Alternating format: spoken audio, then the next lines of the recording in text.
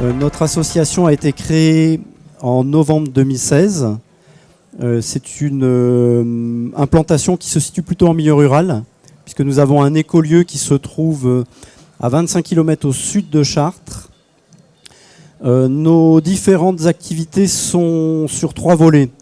D'une part, première chose, on intervient dans les écoles, on intervient auprès de tout public pour expliquer les enjeux sur la situation climatique actuelle et ce qui risque de se passer dans les années à venir. Ça, c'est le premier point. Deuxième point, comme on est amené à expliquer qu'il y a des choses à faire pour s'adapter avec des techniques qui sont plus adaptées, plus résilientes par rapport à une nouvelle réalité climatique à venir, nous sommes aussi amenés à expérimenter ces techniques nous-mêmes pour pouvoir mieux en parler. Donc en particulier la permaculture, mais pas que, puisque les déplacements en vélo, la fabrication de denrées alimentaires avec ce qu'on a sous la main, comme par exemple de la bière, ce qu'on a fait dernièrement. Donc voilà, donc on essaye de vivre dans une relative autonomie, de créer des liens avec d'autres structures qui existent, d'autres personnes qui sont sensibilisées à une réalité qui est en train de changer et qui s'en préoccupent et qui s'y intéressent. Donc ça, c'est le deuxième volet. Le troisième volet, c'est de se tenir informé de tout ce qui paraît sur la question du changement climatique, parce qu'en fait, il y a tout le temps des choses nouvelles qui arrivent. L'actualité n'arrête pas de se bousculer sur ce sujet. Donc déjà, en prendre connaissance, ça prend un certain temps. Essayer de remettre cette information aussi à disposition pour qu'elle soit plus facile à comprendre. Donc ça fait partie aussi de nos activités. Et aussi, on a constitué un fonds documentaire, c'est-à-dire un certain nombre de livres, de médias divers, des films, des magazines, enfin toutes sortes de supports qu'on essaye d'avoir aussi à notre disposition pour pouvoir les diffuser, les faire connaître aux gens que ça intéresse. Donc là, l'intervention que je vais faire devant vous, ça va être des petits extraits vidéo pour vous montrer ce que disent des gens de cette question. Mais juste avant, je voulais juste reprendre ce texte, puisqu'en fait, le support qu'on va utiliser, c'est un support qui a été fait il y a une quinzaine de jours. Et entre-temps, il y a eu la parution le 8 octobre, c'est-à-dire il y a 4 jours, du rapport du GIEC sur l'évaluation de ce que serait un changement climatique de 1,5 degré supplémentaire par rapport à ce qui se passait avant l'ère industrielle, sachant qu'on est déjà à 1 degré actuellement. Donc pour limiter à 1,5 degré, ça veut dire qu'on n'augmenterait plus que de 0,5 degré et qu'ensuite on n'augmenterait plus du tout. Donc ça, c'est qu'est-ce que ça donnerait, qu'est-ce qu'il faudrait faire pour être dans cette situation-là. Donc c'est ce que le GIEC, c'est-à-dire le groupe d'experts intergouvernemental sur la question du climat, ils ont travaillé sur cette question, ils ont produit leur rapport et ils donnent ce que c'est que cette réalité avec plus 1,5 degré. Déjà, le monde devient très compliqué à vivre. Ensuite, ils comparent avec une réalité à plus de degrés, puisque en fait, quand on était en 2015, décembre 2015, et qu'il y a eu la COP21 à Paris, l'ensemble des pays se sont mis d'accord pour dire qu'ils allaient limiter à 2 degrés l'augmentation de la température par rapport à ce qu'elle était au niveau de l'ère pré-industrielle. Donc ça, c'est les décisions de la COP21 de Paris en décembre 2015. Et donc, le rapport qui vient de paraître il y a 4 jours, il compare une situation à 2 degrés avec une situation qui serait maintenue simplement à 1,5 degré. Et donc là, si on regarde, donc Florian est en train de défiler un petit peu, c'est un article que j'ai repris sur un site qui s'appelle Sortir du pétrole, qui a fait une analyse de ce rapport, parce que c'est un rapport qui est déjà assez complexe à comprendre et à analyser. Donc là, on a une version en français de cette analyse, et on a... voilà, donc si on peut regarder déjà simplement les têtes de chapitre, donc nous sommes dans un monde à 1 degré, donc ça c'est la réalité actuelle. Le réchauffement est et sera 2 fois plus important à la surface des continents. Donc ça, c'est ce qu'il faut avoir à l'esprit. C'est-à-dire que quand on parle, par exemple, d'une réalité à 2 degrés, c'est la moyenne mondiale. Mais en fait, au niveau des continents, c'est-à-dire au-dessus des terres, la montée de la température sera beaucoup plus importante. Le point 3, plus le temps passe, plus les destructions seront importantes. Ça, c'est toujours dans le cadre de l'évaluation à 1,5 degré. La vie marine est en péril. Donc ça, c'est encore une réalité qui est détaillée dans ce rapport. Des pauvres de plus en plus pauvres et en danger de mort.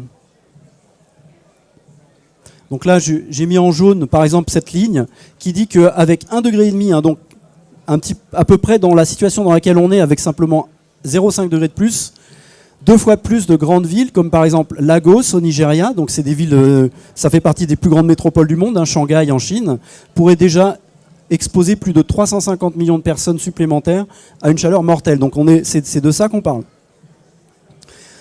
Bon, après, il rentre dans l'étude des solutions possibles. Donc, la géo-ingénierie fait partie des solutions que certains envisagent pour sortir de cette situation. En fait, le rapport détaille ce qu'est cette géo-ingénierie et elle montre bien quelles en sont les limites.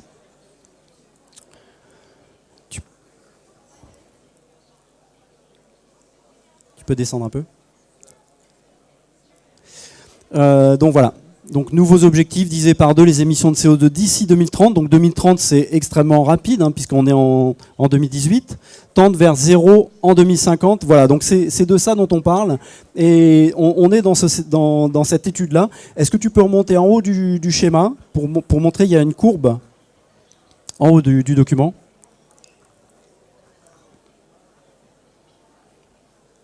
Voilà, donc ça c'est... Juste remonte un petit peu pour qu'on ait les années dessous. On est donc ici, on est un petit peu avant 2020.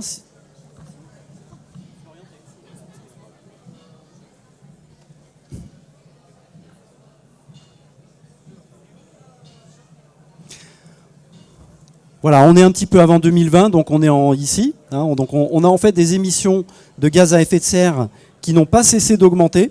Même depuis la COP21, elles ont encore augmenté. Alors que la France s'était engagée, par exemple, à les diminuer. Dès l'année suivante, elles ont continué à augmenter. Donc en fait, rien de ce qui a été prévu ne se passe comme prévu. Et en plus, les prévisions ne suffiraient pas du tout à nous sortir du problème. En fait, voilà, là, c'est ce qu'il faudrait réaliser. Il faudrait donc complètement arrêter les émissions de gaz à effet de serre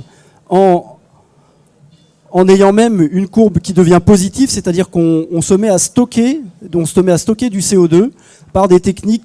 Là, c'est un schéma qui ne met pas en compte la géo-ingénierie. C'est simplement par ce qu'on appelle l'afforestation, c'est-à-dire qu'on se mettrait à planter des arbres et on se mettrait aussi à stocker du carbone dans les sols au travers de l'humus. Donc ça, ce sont des techniques qui existent, qu'il faudrait mettre en place.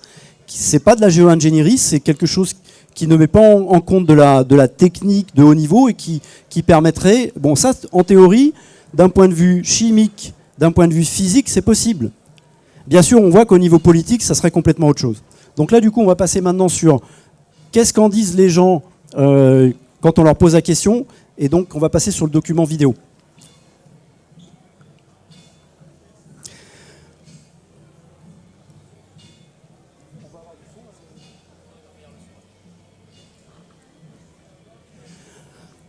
Donc là, on va donner la parole à Bruno Latour, qui est un sociologue, professeur à Sciences Po, sociologue des sciences, qui a écrit des livres majeurs sur la question climatique, et dont le dernier, le livre Où atterrir, a donné l'occasion d'une conférence, et ça, ce sont des extraits de sa conférence.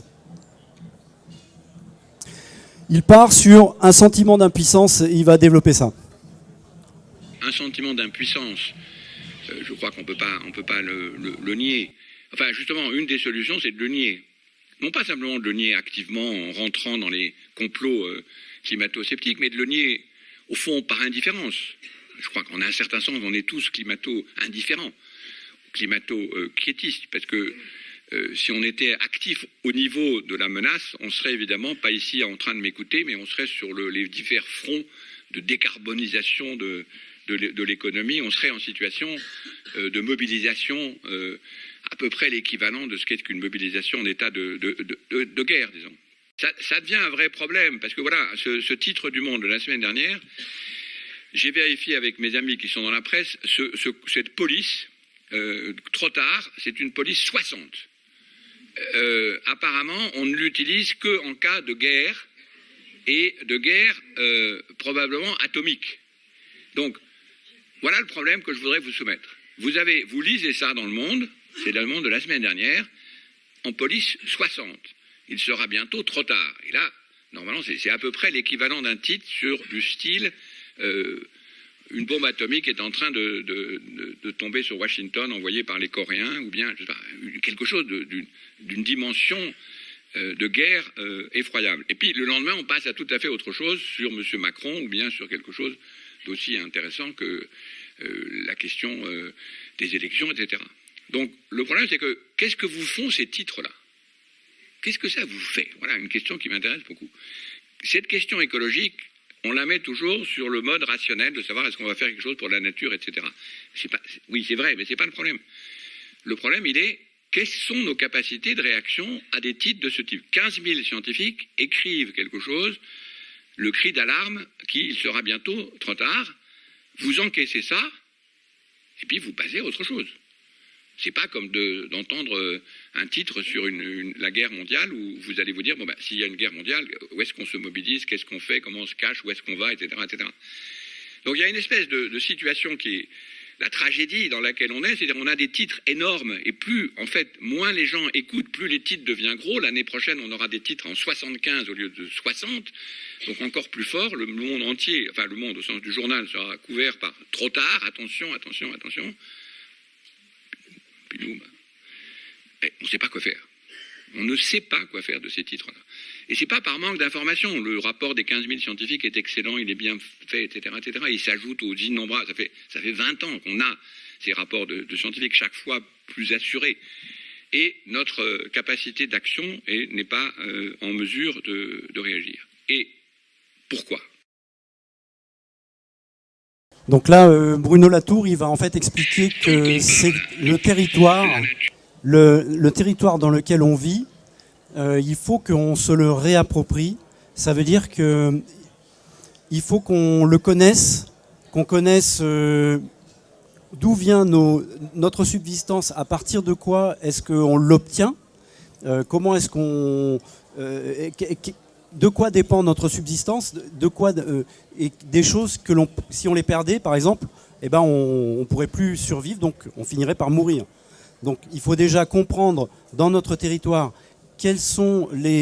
comment notre subsistance est assurée, quelles sont les personnes qui dépendent de nous et dont nous dépendons. Il faut avoir cette compréhension, toujours dans ce territoire. Et dans ce territoire que nous devons défendre, puisque en fait c'est notre lieu de vie, c'est le lieu dans lequel on va pouvoir continuer à survivre aussi avec les évolutions. Il faut qu'on ait bien à l'esprit quelles sont les personnes avec lesquelles on peut s'associer et les personnes contre lesquelles on va devoir lutter. Donc c'est ça qu'il explique là après. Tant qu'on parle de la nature ou des questions écologiques comme d'un paysage, on baille. Si c'est un territoire, on se mobilise. Donc le passage, en fait, de toutes ces questions, la question clé, c'est comment est-ce qu'on passe d'une nature extérieure à un territoire sous ses pieds. La nature qu'on contemple comme un paysage, c'est une chose. Il va développer l'idée que pour bien comprendre ce territoire dans lequel on vit et auquel il faut qu'on s'intéresse de façon beaucoup plus précise pour pouvoir mieux le connaître, mieux le défendre, en fait il fait référence à quelque chose qui a déjà eu lieu dans l'histoire de France, qui est la procédure des cahiers de doléances qui ont été écrits à la fin de l'Ancien Régime. Bon, ça a donné ensuite lieu à la Révolution, mais on peut simplement regarder ce travail de l'écriture des cahiers de doléances comme un événement à part entière où tous les Français, en fait, quelles que soient leurs conditions, se sont intéressés à justement redéfinir dans leur territoire quels sont les enjeux, de quoi ont-ils besoin, qu'est-ce qui leur impose des contraintes trop insupportables et quels sont leurs souhaits pour l'avenir. Si on avait le temps, si le gouvernement nous l'avait enjoint, nous serions ici, non pas dans une salle de conférence ou pas pour écouter une conférence, mais nous serions en train d'essayer de composer un cahier de doléances. ou des cahiers de doléances, d'ailleurs. La question...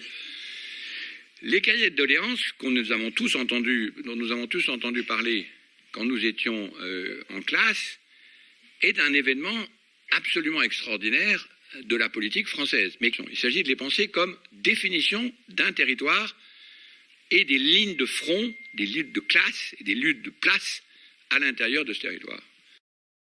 Le problème, c'est qu'un intérêt, ça n'a de sens que par rapport à un territoire, justement. Si vous ne définissiez pas les conditions de votre propre existence, c'est assez difficile d'avoir des intérêts. Les intérêts vont devenir des abstractions. Et la politique, c'est pas simplement de défendre des intérêts, c'est définir aussi le monde dans lequel la politique intervient. Mais on n'a pas redéfini par le bas, pixel par pixel, point par point, petit village par petit village, État par État, corporation par corporation, sur quoi nous étions en colère, sur quoi nous avions des doléances, contre qui on voulait se battre, avec qui on était prêt à s'allier, etc. Si nous définissons un territoire de la façon suivante, alors terrain de vie, disons, pour pas tomber tout de suite dans la définition, terrain de vie, c'est ce dont nous dépendons pour subsister.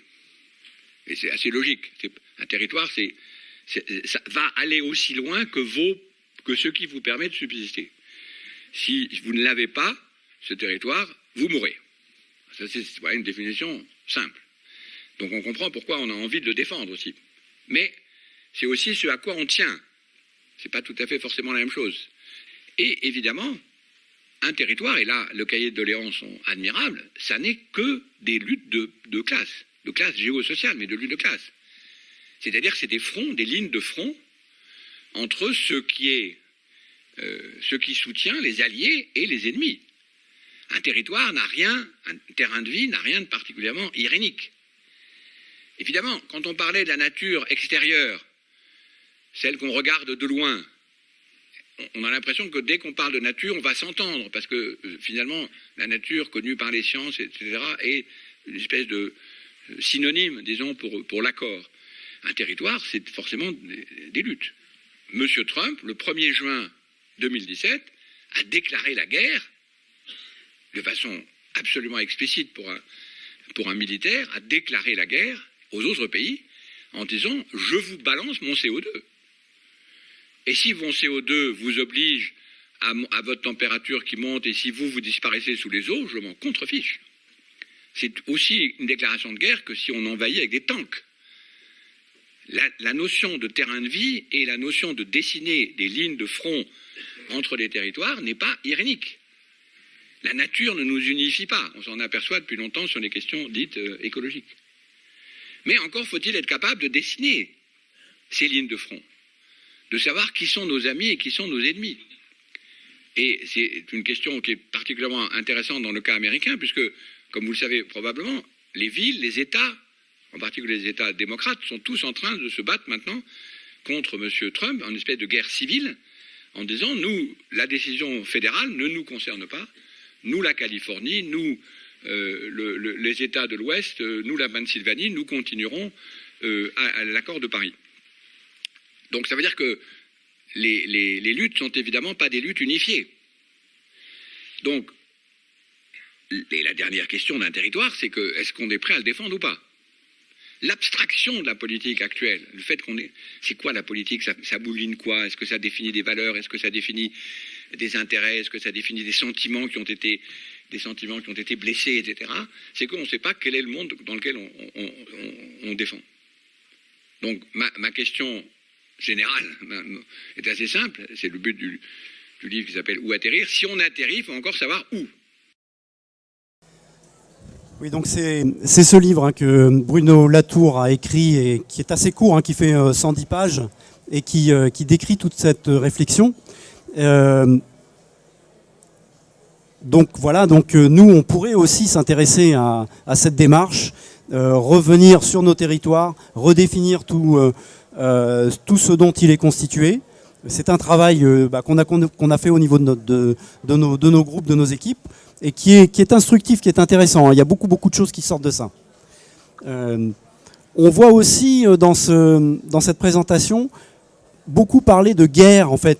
Au niveau du climat, aujourd'hui, on se rend compte que les tensions sont telles que, bien sûr, on entend parler des guerres possibles dans les années futures, mais là, on voit que déjà la logique de Trump qui nie la question climatique au niveau du plus grand pays du monde, du pays le plus riche et le pays qui pourrait le plus contribuer à résoudre cette question, ça crée une telle tension, même d'ailleurs à l'intérieur des États-Unis eux-mêmes, que voilà, cette logique de guerre, ça devient quelque chose qui devient de plus en plus abordé lorsqu'on questionne la question du climat. La nature ne nous unifie pas. Alors là, Bruno Latour va faire une métaphore sur notre situation en évoquant ces lignes de front. Ce qui se passerait si on était dans un avion. Qui sont nos amis et qui sont nos ennemis. Et c'est une question qui est particulièrement intéressante dans le cas américain, puisque, comme vous le savez probablement, les villes, les États, en particulier les États démocrates, sont tous en train de se battre maintenant contre M. Trump, en espèce de guerre civile, en disant, nous, la décision fédérale ne nous concerne pas, nous, la Californie, nous, les États de l'Ouest, nous, la Pennsylvanie, nous continuerons à l'accord de Paris. Donc ça veut dire que les luttes sont évidemment pas des luttes unifiées. Donc, et la dernière question d'un territoire, c'est que est-ce qu'on est prêt à le défendre ou pas? L'abstraction de la politique actuelle, le fait qu'on est... C'est quoi la politique? Ça mouline quoi? Est-ce que ça définit des valeurs? Est-ce que ça définit des intérêts? Est-ce que ça définit des sentiments qui ont été blessés, etc. C'est qu'on ne sait pas quel est le monde dans lequel on défend. Donc ma question générale est assez simple. C'est le but du livre qui s'appelle « Où atterrir ». Si on atterrit, il faut encore savoir où. Donc, en gros, pour résumer, on est en train, c'est une caricature, mais c'est juste pour résumer la situation avant de passer à l'exercice, on était dans un avion qui avançait vers le global, et à ma génération, les baby-boomers, on était très contents de cette globalisation. Le capitaine vient nous dire, désolé, mais le monde global, il a disparu entre-temps, parce qu'on ne peut pas moderniser la planète à l'échelle du niveau des Américains, etc., etc. C'est abandonné. Donc je fais demi-tour, dit le capitaine, et il reprend la parole selon la voix, il y a une voix tout à fait typique des « This is your captain again », le local vers lequel vous voulez revenir, l'aéroport a disparu aussi. Donc, à ce moment-là, vous regardez par la fenêtre, par le hublot. Oui, donc en fait, on voit que c'est une question politique. Le rapport du GIEC le montre bien, puisqu'en fait, les solutions existent. On voit bien qu'aujourd'hui, on n'est pas parti dans la bonne direction du tout, en fait, on est complètement dépassé par la complexité du problème, et qu'une solution pour politiser cette question et reprendre des décisions, c'est effectivement repartir du local, repartir de l'analyse de notre terrain et de reconstituer cette démocratie directe dont on a besoin et qui peut-être nous permettrait d'aller vers les bonnes décisions. Donc c'est peut-être quelque chose qu'on commence à sentir dans la société. Et est-ce que la prise de conscience sera suffisante pour que ça avance ? Voilà, c'est ce qu'on souhaite. Et une façon, c'est de s'y mettre nous-mêmes au niveau de notre terrain local et de regarder cette question.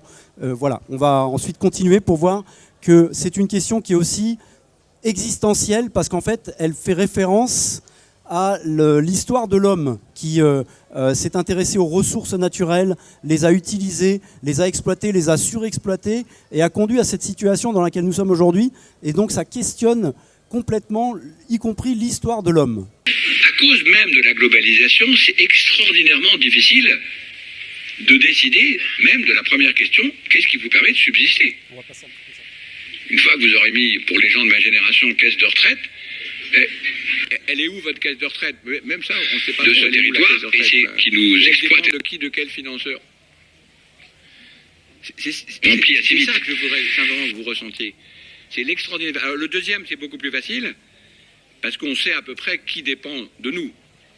Voilà, donc rapidement, on voit donc sur ces images la façon dont le monde a été transformé par l'homme hein, depuis qu'il se développe sur un rythme très important, avec les émissions dans l'atmosphère qui sont en particulier au niveau de ces gaz à effet de serre, la biodiversité qui disparaît petit à petit, les villes qui s'étendent, la pollution marine et la pollution dans tous les espaces, l'agriculture qui étend son emprise, en particulier aux dépens des zones forestières avec la déforestation, la situation aussi du commerce mondial qui crée des espèces invasives de plus en plus nombreuses liées au déplacement dans des supertankers.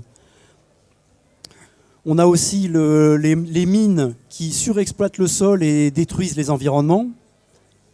La pêche industrielle, l'usage de l'eau dans des proportions donc très importantes. Tiens, là, tu peux faire un stop si tu veux sur cette image aussi.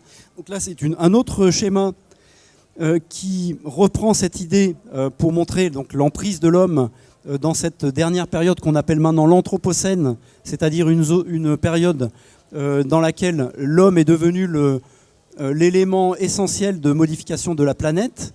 On le voit dans ce schéma, on en a une idée en voyant que en fait, l'impact de la population mondiale sur la planète, elle est le produit de 3 facteurs. D'une part, la population qui augmente dans des proportions exponentielles, puisqu'on était à 1 milliard de personnes en 1900, maintenant on est à plus de 7 milliards et demi de personnes, donc un peu plus de 100 ans après. Donc premier facteur, la population. Deuxième facteur, la richesse en fait de chaque personne, puisqu'en fait avec l'augmentation de la richesse des personnes, on a une population très importante multipliée par une richesse par personne plus importante, et on a aussi une technicité qui rend possible des choses bien plus importantes que ce qui était possible auparavant. Donc si on multiplie ces trois grandeurs-là, on obtient ce cube. Donc vous voyez le cube actuel, c'est l'impact de l'humanité sur la planète, et si vous voyez tout à fait en bas, vous avez un tout petit parallélépipède qui correspond à l'année 1900, et vous avez ensuite un petit peu au-dessus un parallélépipède un peu plus gros qui correspond à l'année 1950. Donc on voit l'évolution entre 1900, 1950 et aujourd'hui 2011.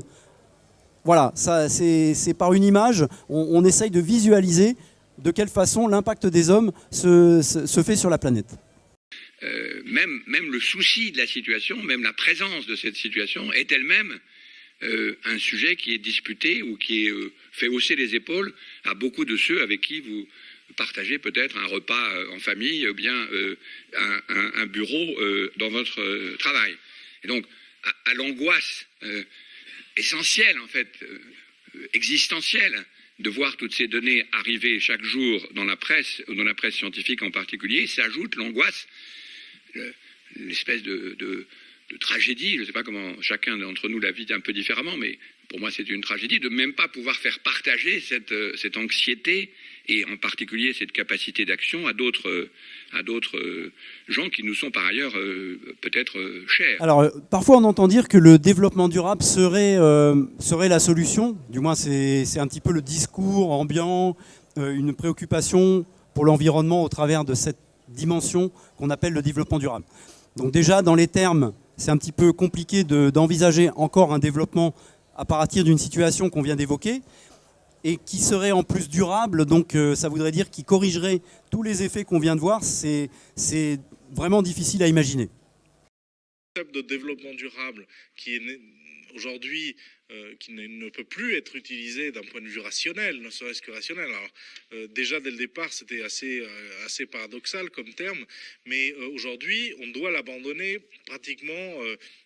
Tous les scientifiques sont d'accord sur cette question-là. Le développement durable, en tout cas les scientifiques qui travaillent sur l'Anthropocène, nous le disent, le développement durable, ce n'est plus possible d'utiliser cet horizon-là, ce concept sémantique comme horizon fondamental. Donc il faut passer de cette notion de développement durable durable à une notion de transition anthropocénique qui est importante, qui est le versant, on va dire, réaliste de la transition écologique, parce qu'elle insère la finalité de tout ça dans son concept même, alors que dans transition écologique, on ne sait pas si on fait une transition écologique pour maintenir le système tel qu'il est, ou est-ce qu'on fait une transition écologique pour véritablement le défaire. Voilà, donc au final, c'est effectivement difficile d'envisager cette question de façon optimiste. Dernièrement, il y a eu donc Aurélien Barraud qui a essayé d'exprimer cette situation. Alors, on sait que ça va très mal. Voilà. Ça va très mal à plein de niveaux différents. Je pense qu'on va reparler du climat, mais j'ai envie de pas commencer par le climat, parce qu'on en parle déjà beaucoup. Actuellement, il y a un effondrement de la biodiversité qui est incontestable.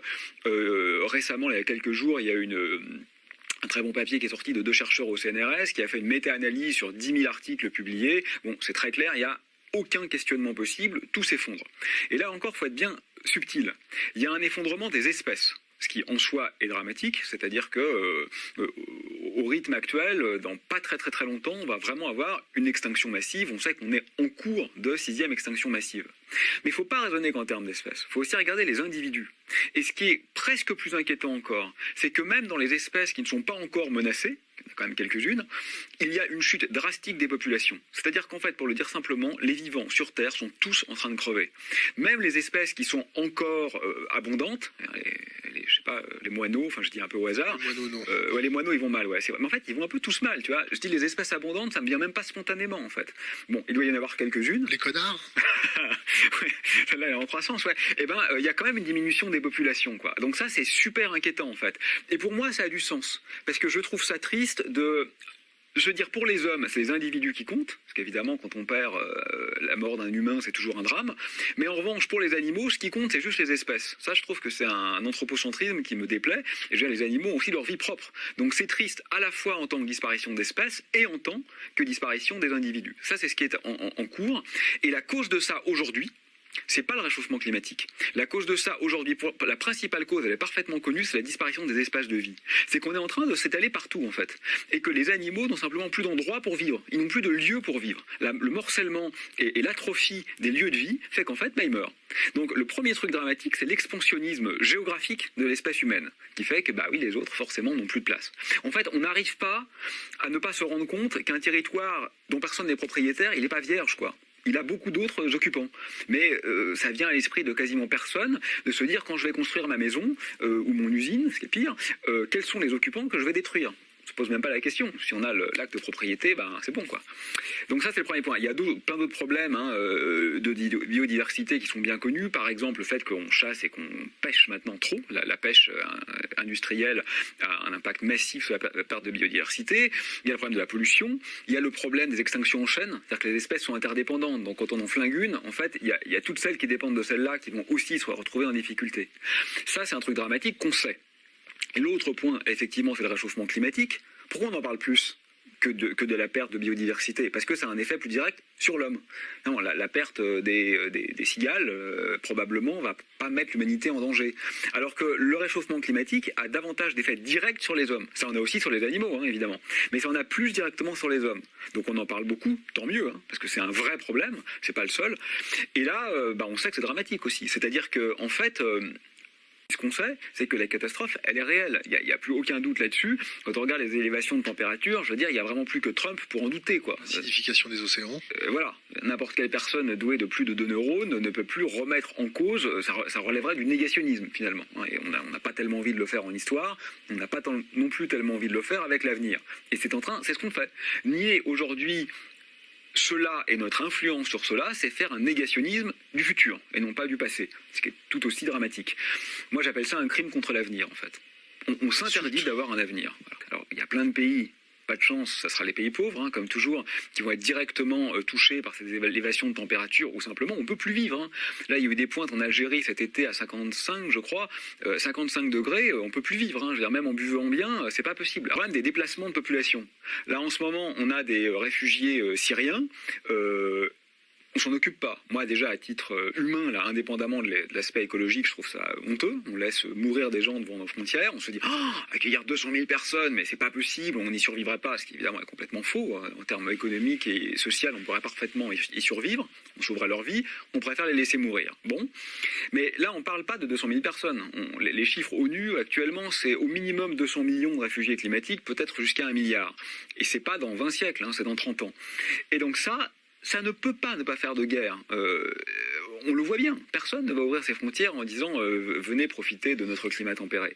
Donc on est en train de préparer un monde où non seulement les vivants seront en train de s'atrophier, de s'étioler, mais en plus les conséquences secondaires seront des conflits entre les vivants qui restent. Est-ce que c'est vraiment ça qu'on a envie pour mes vieux jours ou la force de l'âge de mes gamins ? Je vois pas comment on peut le défendre, quoi. J'ai même pas envie de faire porter la responsabilité que aux politiques, parce que en réalité, si la population le désirait fortement, ils seraient bien obligés de suivre. Hein. Finalement, ils veulent être élus. Donc, si on votait pour ceux qui proposent ça, ceci aurait lieu. Donc, ils sont le reflet de notre faiblesse, en fait. Et notre faiblesse, c'est que finalement, renoncer à un peu de confort nous est quasiment insupportable. Et ça, c'est quand même assez délirant, en fait, quand on y pense. Endoctrinement ? Je pense que c'est à la fois probablement un endoctrinement des valeurs dans lesquelles on vit, qui ont valorisé, qui ont quand même... Capitalistique ? Clairement. Et puis, c'est peut-être aussi un peu, effectivement, un tropisme quand même de ce que nous sommes, quoi. Parce que, à l'époque des chasseurs-cueilleurs, il y avait déjà un impact considérable de l'homme sur la nature, avec une extinction quasi systématique de la macrofaune, dès qu'une zone de la planète était colonisée. Donc moi, je crois qu'il faut... Le but, là, l'enjeu qu'on a face à nous, c'est pas de revenir à un passé fantasmé qui a jamais existé, où on aurait été en équilibre avec une nature bien heureuse. Je crois que ça n'a jamais été le cas, en fait. Il faut vraiment inventer un avenir radicalement autre. Donc c'est un truc extraordinairement difficile et ça n'en prend pas du tout le chemin, hein, puisque en ce moment tous les vœux sont des vœux pieux. En France, on a signé des accords pour la réduction d'émissions de gaz carboné. L'année suivante, ça augmentait. Donc je veux dire, même un an après, on n'a pas été capable d'appliquer l'accord qui était que nous avions, je crois, en partie initié. Donc c'est une tarte. Voilà, donc en fait, oui, c'est le tableau qu'il a dressé, Aurélien Barraud, dans les médias, vous l'avez peut-être vu ces derniers jours, il est passé pas mal à la télé, il est passé sur différentes émissions grand public. C'est une parole qui est intéressante parce qu'elle est assez facile à comprendre et en même temps elle montre bien l'impasse dans laquelle on se situe. Bon, tout ça, c'est pas très gai, hein. Voilà, donc là, du coup, on peut se dire qu'il y a deux chemins qui pourraient être envisagés aujourd'hui. Alors il y a le chemin qui est celui du mur climatique, celui duquel parle Vincent Mignereau, donc on va entendre juste après, donc qui est quelqu'un qui envisage une situation pour les années futures à l'horizon 2100 comme invivable, complètement invivable pour l'humanité, puisque en fait on n'aurait plus la possibilité d'avoir une agriculture. Donc ça, c'est une réalité donc, qui est tout à fait étayée dans son raisonnement, c'est ce que vous allez voir juste après. Aujourd'hui, ça commence à être perçu par les gens. Si on regarde à la fin du XXe siècle, imaginez que l'humanité pouvait disparaître en 2100, personne n'y aurait cru. 20 ans après, dans la période dans laquelle nous sommes, c'est quelque chose qui commence à être compris par les gens et qui peut faire évoluer les mentalités très rapidement pour prendre les bonnes décisions, puisqu'en fait, comme je disais au début, d'un point de vue physico-chimique, on a encore la possibilité d'arrêter cette machine infernale. Voilà, donc on va déjà entendre Vincent Mignereau pour cette première hypothèse du mur climatique dans laquelle on risque d'aller, et ensuite on verra s'il y a effectivement un autre chemin. Comment voyez-vous, donc, sans tabou, sans contrainte, le monde dans 100 ans ? Sur le plan climatique, si on regarde les données du GIEC, c'est-à-dire pas les plus alarmistes, qui sont plutôt conservatrices pour des raisons méthodologiques et politiques, et si on regarde les problématiques agricoles qui existent déjà, et qu'on continue les courbes, il est possible que dans 100 ou après 100 ans, en tout cas, le maintien tout simplement d'une agriculture, j'allais dire, le maintien d'une agriculture risque d'être impossible. Je ne peux pas dire impossible, mais en tout cas dans des proportions infiniment moins grandes que celles que nous avons aujourd'hui. Ce qui vient en fait répondre à toutes les autres questions, puisque la problématique énergétique est secondaire par rapport à l'alimentation pour une société. Voilà. L'agriculture dépend de l'énergie pour exister aujourd'hui, mais nous pourrions mettre en place une agriculture affranchie de l'énergie, par exemple, affranchie du pétrole. C'est possible, ça se fait. Alors déjà, ça se fera peut-être pour moins de monde, mais la question qui va verrouiller la problématique de l'agriculture, c'est pas l'énergie, puisqu'on pourrait faire autrement, c'est le climat. On ne fait pas pousser de tomates dans le désert qui est en train d'apparaître en Espagne. Point. Voilà. S'il n'y a pas d'eau, il n'y a pas d'eau. Or, l'eau s'évapore déjà beaucoup plus vite, ne serait-ce que pour 1 degré de réchauffement supplémentaire qu'on a en 2018. Donc les cycles hydriques étant déjà perturbés en 2018 pour 1 degré, sachant que nous allons droit vers une perspective de 3 degrés minimum, ce qui veut dire 4, 5, 6. Alors si la moyenne est de 3 degrés sur la planète, étant donné que la Terre réchauffe plus l'atmosphère au-dessus d'elle que la moyenne mondiale, les océans émettent moins de chaleur, pour un réchauffement moyen de 3 degrés, qui est la fourchette basse, on a 5 degrés de plus dans l'atmosphère. L'indicateur de viabilité de l'agriculture n'est pas la moyenne de température. C'est la variabilité, l'aspect chaotique de la variation des températures autour de la moyenne. C'est-à-dire qu'on pourra avoir une moyenne de 5 degrés de supérieur sur les terres et on pourra essayer de s'adapter à ça. Le problème, c'est que si on a 2 jours à 52 degrés en France, il n'y a rien qui pousse. Toutes les cultures, mettons au mois de juin, mi-juin, qui s'exposeront alors qu'elles sont en pleine croissance à une température de 52 degrés pendant 2 jours. Voilà. Donc la moyenne, c'est important, c'est la base de calcul du GIEC, mais ce n'est pas ça l'indicateur dont il faut s'inquiéter. C'est l'aspect chaotique, qui est d'ailleurs dans certains articles du GIEC traité, mais plutôt de façon marginale par rapport à la température moyenne. C'est l'aspect chaotique qui est important. Donc ça, c'est le mur climatique qui est évoqué par Vincent Mignereau. L'autre chemin, donc celui qu'on peut appeler le Earth System Stewardship, en fait, c'est qui correspondrait au fait que nous deviendrions les intendants du système Terre. Alors, c'est des grands mots, en fait, mais qui reposent sur, là encore, un travail qui a été fait par 16 climatologues qui ont modélisé l'évolution du climat dans les années à venir. On va regarder ça. Voilà, alors ils ont publié un schéma qui est assez complexe à comprendre, mais qui, donc, en fait, parce qu'il a 3 dimensions. La dimension du temps qui se découle, qu'on voit la grandeur donc évoquée. La dimension de la stabilité, celle que vient d'évoquer dans son extrait de Vincent Mignereau à la fin, quand il a parlé de l'aspect chaotique des variations du climat. Celle qu'on a par exemple quand on passe d'une température chaude sur 3-4 jours à d'un seul coup un inverse beaucoup plus froid et sans transition, ce qui fait que c'est quelque chose qui est brutal et qui va être difficile à supporter par la végétation en particulier. Donc c'est ça qui va causer l'extinction des espèces d'arbres et la difficulté à cultiver une agriculture. Donc cet aspect chaotique, c'est la grandeur stability qu'on a dans ce schéma. Et bien sûr, la température, avec à gauche le froid, à droite le chaud. On voit que la planète se déplace dans ce schéma à 3 dimensions.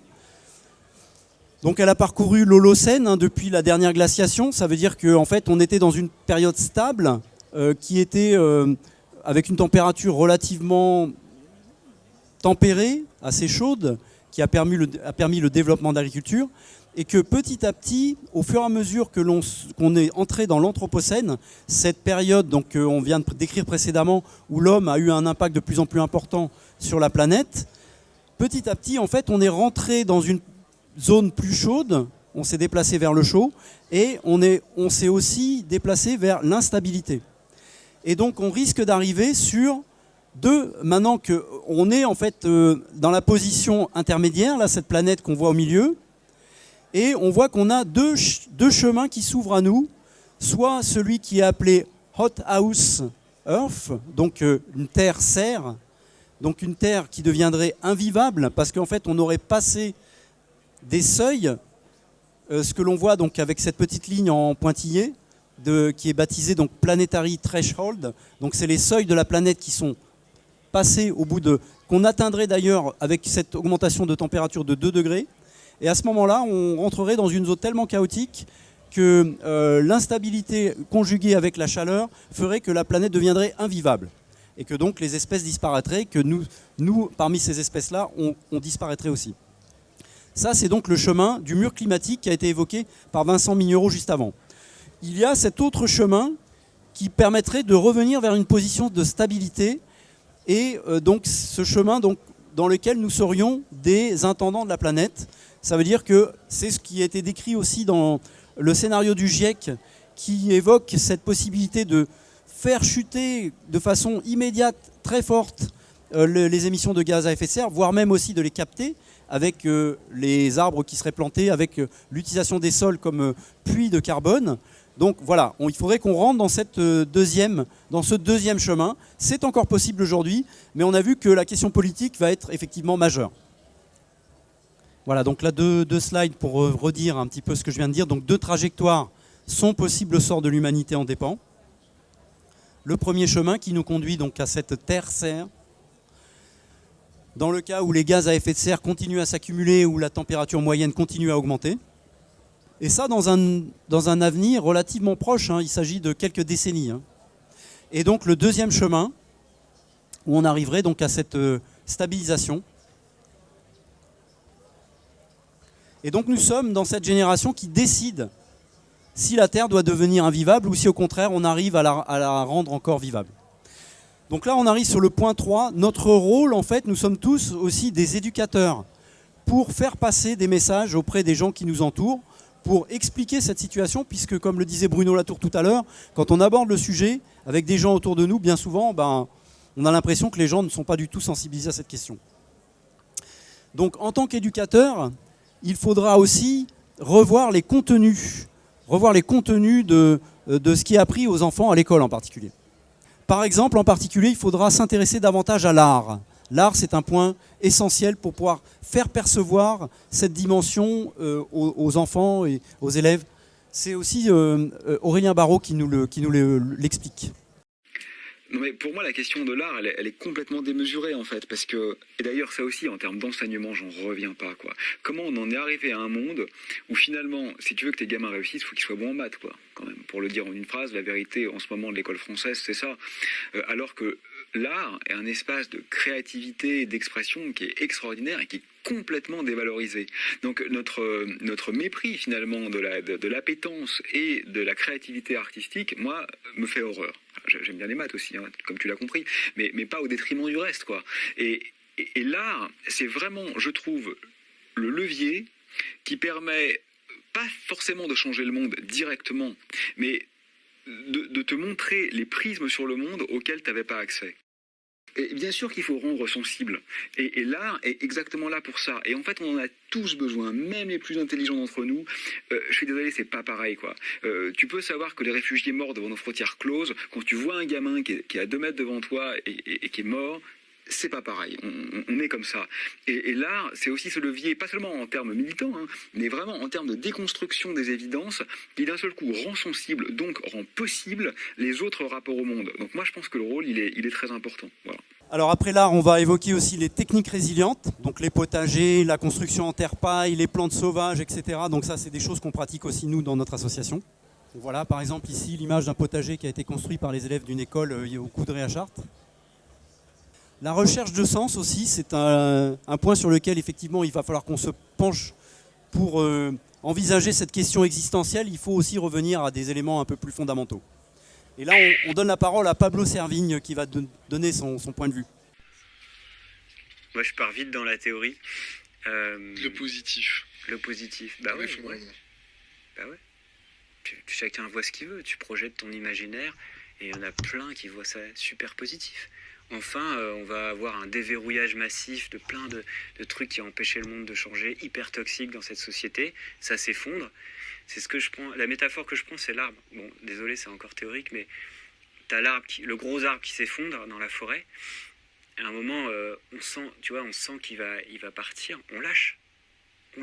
Et on passe on met notre énergie dans les jeunes pousses qui suivent. Et c'est parce que le grand arbre tombe que les jeunes pousses émergent enfin à la lumière. passons notre énergie, passons du temps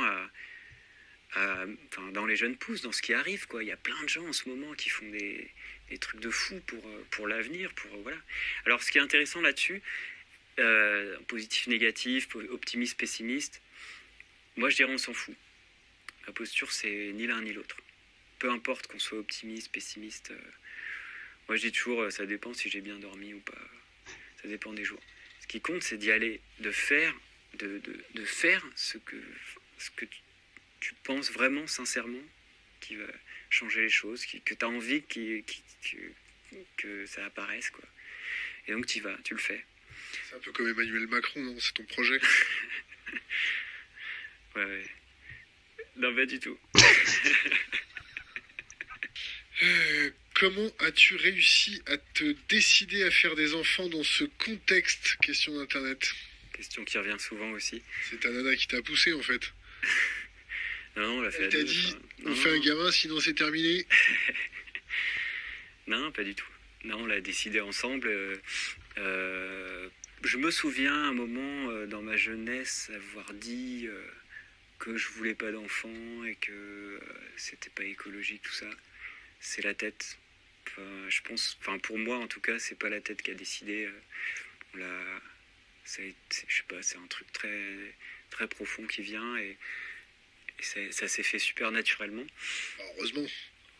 Ouais, non, mais pour certaines personnes, c'est pas du tout naturel. J'ai beaucoup de témoignages qui me disent de tout, en fait. Il y en a qui veulent, qui n'arrivent pas à en avoir. Il y en a qui disent, depuis que j'ai lu votre livre, que je connais cette question d'effondrement, je veux plus d'enfants. Il a même plus d'activité sexuelle. ou plus, parce que justement, c'est la fin, il faut en profiter. Il y a de tout, hein, franchement, il y a de tout. Pour les enfants, moi, je pense que... moi, ce que je crois, c'est qu'ils s'adaptent, en fait, super vite. Et comme moi, je suis plus adapté, disons, que mes grands-parents aujourd'hui, ou nos grands-parents, ils comprennent moins le monde d'aujourd'hui, la rapidité, tout ça. La plupart, en tout cas. Dans 30 ans, 2030, moi, je serai un vieux con réac, et mes enfants, mes petits-enfants, ils sauront se débrouiller dans un monde low-tech, dévasté. Moi, je serai là, merde, comment on fait? C'est comme ça que tu le vois? Bah ouais, c'est un monde low-tech dévasté. S'ils survivent jusque-là. Ouais. Ben moi, j'ai pas choisi de naître à cette époque qui est pas forcément agréable. Voilà. Quel âge tu as? 39. On fait avec ce qu'on a, on se débrouille, quoi. Et eux, ils se débrouilleront aussi. Mais il y a vraiment un élan de vie qui est intéressant parce que les enfants, moi, ils m'ont renforcé dans mes convictions, dans cette pulsion de vie, d'aider les autres, de prendre soin de moi, de me connecter aux non-humains, aux sauvages. C'est pour les enfants qu'on est parti de la ville. Bon, ils étaient jeunes, des bébés, ils commençaient à marcher, on avait envie qu'ils soient dans la forêt, tu vois. Et je pense que ça a beaucoup fait pour mon parcours, pour me stabiliser, pour me donner, pour donner du sens. Moi, ça m'a donné beaucoup, ces enfants. Je pense, sans les enfants, je ne sais pas si je serais là aussi posé. C'est un sujet quand même super toxique. Bon, ils sont encore trop jeunes pour que je puisse leur parler de ça. Ils rentrent à peine, ils sont à la maternelle, voilà. Mais j'hésiterai pas à en parler. Hein. Moi, l'expérience que j'ai du public jeune, ados, 14 ans, 13 ans, même j'ai fait une conférence, il y avait des enfants de 6-7 ans, puis de pétroliers et tout, bon, parmi des adultes, hein. Ça passe super bien. C'est-à-dire, on a l'impression qu'il ne faut pas leur dire, qu'il faut leur cacher, qu'il faut adoucir le discours. Pas du tout, je pense que c'est une erreur. Je pense qu'il faut leur parler cash, justement être aligné. Et les enfants, plus que tout le monde, ils sentent quand tu es aligné ou pas. Et ils détestent qu'on leur mente et qu'on leur cache des trucs. Et plus on est franc, moi j'ai une jeune fille, il y avait un public assez âgé, peut-être 200-300 personnes, c'était en Belgique. Au premier rang, une fille, elle devait avoir 14-15 ans au maximum. Je finis ma conf et c'est le temps des questions. La première question, c'est la plus dure. 1 minute de silence. Et puis elle se lève. La première, hein, devant tout le monde. Et elle a dit merci. Moi, franchement, merci. Ça me motive. Merci de votre franchise, d'avoir dit les choses. Quand je vois ce que vous faites, j'ai de l'émotion même. J'ai envie de me bouger. Et toi, tous les vieux à côté, ils étaient... Voilà, et donc le dernier point aussi qui doit faire partie de notre approche d'éducateur, c'est cette question de la démocratie directe, évidemment, et on refait le lien avec le début de cette présentation sur les cahiers de doléances qui avaient été présentés par Bruno Latour. Donc ça, c'est l'exercice qu'il proposait donc de travail sur son territoire pour définir quels sont ce qui assure notre subsistance, de qui nous dépendons, qui dépend de nous, avec qui souhaitons-nous nous associer, contre qui souhaitons-nous lutter. Voilà, donc c'est tout ce travail de décryptage qu'il va falloir peut-être commencer à refaire aussi au niveau de nos territoires en y associant les jeunes, les enfants. Pour finir, un dernier extrait qui donc met l'accent sur l'idée que c'est effectivement maintenant qu'il faut modifier beaucoup de choses dans notre façon de vivre. Il est maintenant, pas dans 2 ans comme le dit l'ONU, pas dans 10 ans comme le disent les plus sages, maintenant nécessaire de prendre les mesures radicales. Je crois que c'est indispensable que la réception du sérieux change de camp.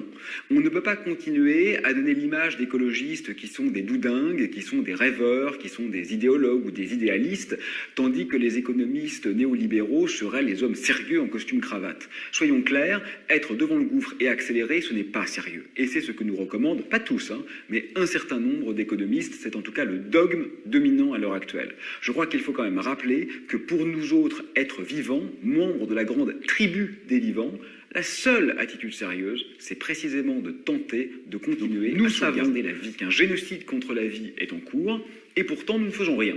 C'est comme ça, pourrait-on dire. Donc la seule manière de nous sauver aujourd'hui, c'est que les dirigeants, c'est leur rôle, c'est pour ça que nous leur déléguons notre pouvoir, c'est pour ça que nous les élisons. Il faut donc qu'ils assument leurs fonctions et qu'ils nous sauvent. Ils sont très exactement là pour ça. S'ils ne le font pas, ils ne servent à rien. On ne peut plus accorder notre confiance à un pouvoir politique qui ne ferait pas de l'écologie sa priorité, parce qu'un tel pouvoir nierait la vie en elle-même. On ne peut pas être gouverné par des gens qui nient la vie. C'est pas possible, personne ne souhaite ça. Donc nous avons voulu rappeler dans cette tribune que toute politique qui n'était pas prioritairement écologique était aujourd'hui caduque, parce qu'elle était tout simplement un crime contre l'avenir. Je pense qu'il faut des mesures coercitives. On ne peut pas continuer à faire semblant de laisser entendre que tout est compatible avec tout. Une croissance débridée n'est pas possible sans avoir des conséquences dramatiques sur la vie sur Terre, la vie humaine et la vie animale. Autrement dit, vraisemblablement, il faut effectivement s'opposer à un peu de notre liberté, à un peu de notre confort, mais c'est finalement pour avoir la possibilité de continuer à jouir d'une planète habitable. Quand on interdit à un ivrogne de prendre le volant, bien sûr, il le ressent comme une perte de liberté. Mais enfin, ça permet quand même de sauver la vie des enfants qui vont traverser la route. Et personne ne niera que c'est une bonne chose. C'est un peu pareil aujourd'hui. Nous avons des comportements, des attitudes qui sont létales, qui sont en train de tuer la planète. Eh bien, peut-être faut-il accepter de perdre un tout petit peu la liberté de ce confort, de façon à sauvegarder ce qui n'est quand même pas tout à fait un détail et qu'on appelle le monde. Voilà.